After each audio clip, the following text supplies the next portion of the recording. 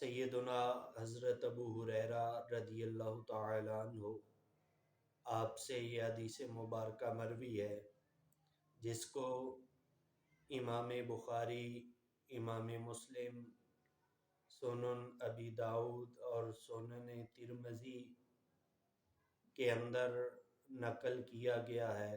صحیح ستہ کی مشہور و معروف 4 کتابوں کے اندر یہ حدیث پاک موجود ہے۔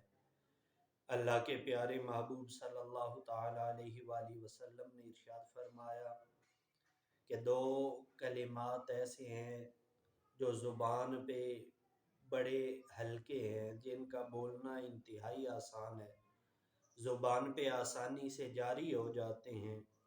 ان کا بولنا تو آسان ہے، لیکن آگے فرمایا ثقیلتان علی المیزان، کہ جب روز قیامت میزان عدل قائم ہوگا تو اس وقت جب ان 2 کلمات کو ایک پلڑے میں رکھا جائے گا تو اللہ کے محبوب نے ارشاد فرمایا کہ ان کلمات کا وزن بہت زیادہ ہوگا۔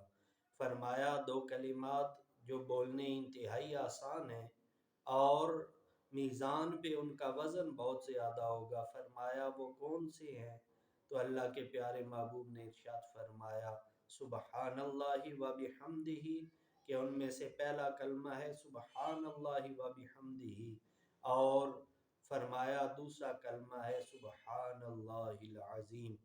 تو گویا یہ 2 کلمات اگر ہم اپنا وظیفہ بنا لیں، چلتے پھرتے اٹھتے بیٹھتے انہیں سیکھ کر انہیں اپنی زبان سے ادا کرنا شروع کر دیں، تو یہ جس طرح ان کا بولنا آسان ہے، تو اسی طرح روز قیامت ہمارے اعمال نامے میں ان کا بہت زیادہ وزن ہوگا۔